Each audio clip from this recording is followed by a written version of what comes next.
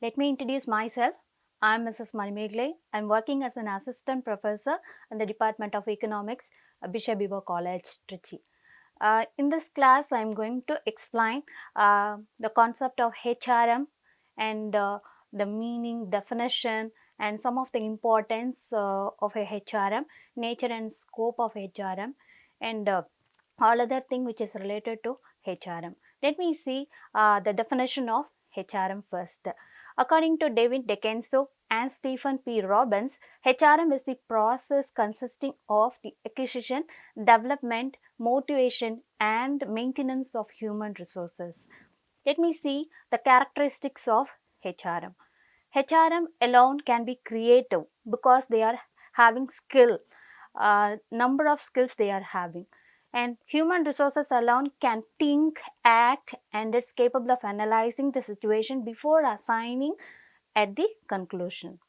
And then human resources alone can be emotional and they can be motivated to work better. The behavior of the human resources is a highly unpredictable and all other resources are depreciated its values. And then let me see the objectives of HRM. So there are so many objectives of HRM. Let me tell you one by one. To make an optimum utilization of HR, and then HR ensures that organization has the required member of the staff. Sometimes they may have a surplus and sometimes they may have a shortage of laborers in an organization. And then to establish and maintain a sound organizational structure. Say for an example, different jobs and position. According to that, they can assign a job. And to reconcile personal and organizational goals, to provide scope for the development of personnel, and then to ensure that the employees have higher job satisfaction, to provide scope for participation in decision making. Let me tell you the nature of HRM. It is universal relevant, and then it is a goal oriented approach because it's having an ultimate goal, and then it adopts a systematic approach in handling manpower resources. Say for an example, the task of an organization, and it is a pervasive nature and it is an ongoing activity. It is a dynamic field of activity. It focuses on the development of manpower resources. It is a science as well as art. It is an interdisciplinary one, or it's an interdisciplinary approach. It is a relatively a new concept. Okay, now I will differentiate the HRM and PM concept. The HRM, that is the human resource management, is a more modern and a more specific approach to managing human resources in an organization.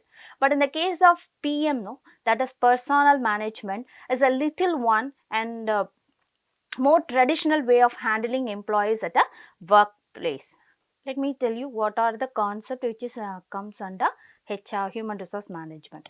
It is an proactive in nature and it is an resource centered activity, and HRM emphasize open-ended contacts.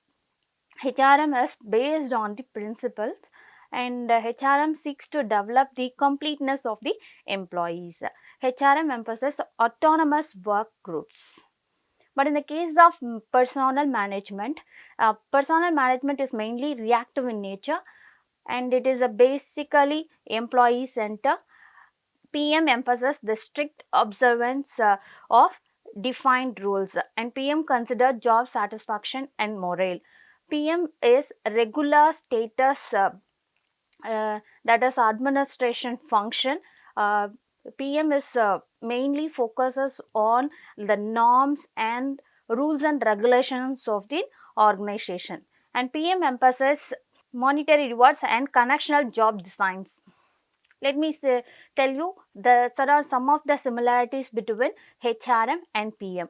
Both PM and HRM for business strategy. Choosing the right people for the right job is the priority, and the primary responsibility for managing people stays with the line managers, and techniques like relation, training, development, compensation, and performance are common. Both give importance to the communication process and workers' participation in the decision making. Let me see the importance of HRM. HRM helps the organization to identify correctly its manpower needs. HRM ensures that organization does not suffer from either surplus or shortage of manpower, and it facilitates the selection of the right man for the right job.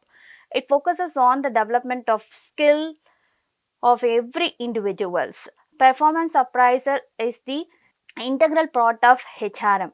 HRM insists on the payment incentives, and it aims at securing favorable employee attitude. HRM emphasis on cardinal human relations. With this, I'll stop this class. Thank you.